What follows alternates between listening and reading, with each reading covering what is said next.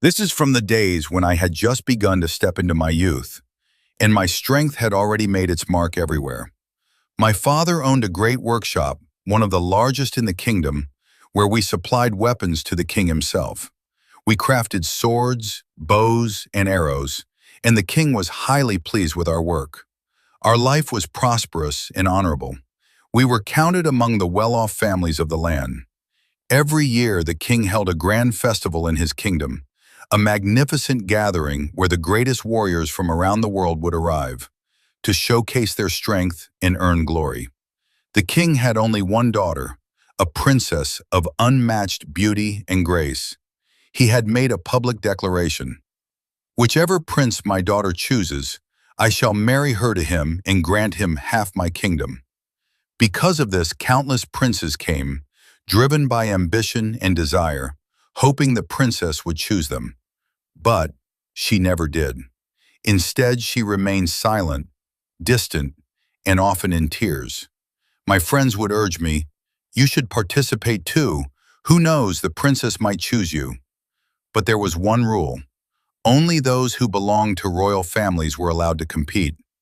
A common man, no matter how strong, was forbidden from entering. Years passed, yet the princess chose no one. Meanwhile, our business continued to grow, and we became one of the wealthiest families in the kingdom. Then one day, everything changed. A shocking news spread across the land. The princess had fallen unconscious. The king summoned the greatest physicians and healers from across the kingdom. They examined her, gave medicines, tried everything, but nothing worked. The princess did not regain consciousness. The king and queen were devastated. After all, she was their only child. Then, an old healer arrived. He examined the princess carefully and said, "Your Majesty, there is only one cure." He revealed that deep beyond the far end of the forest, there lay a vast and deadly swamp. And in that swamp, once every year, a rare rose blooms, a flower that is half red and half green. "Only that flower can bring the princess back to life," he said. "It must be brought here, and its fragrance given to her."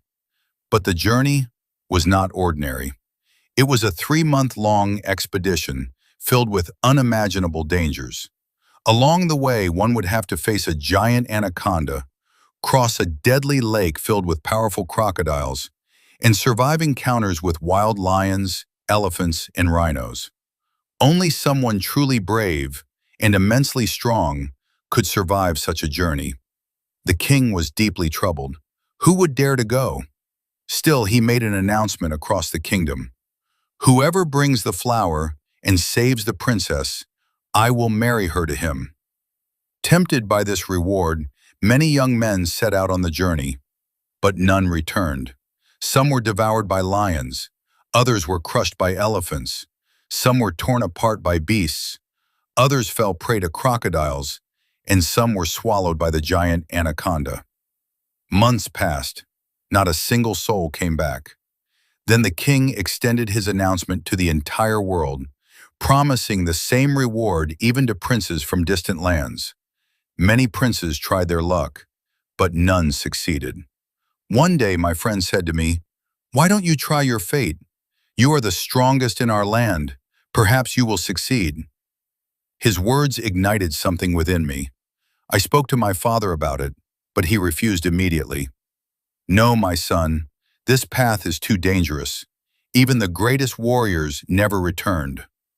But by then, a fire had already been lit in my heart, a desire to prove myself, a dream to rise above my destiny.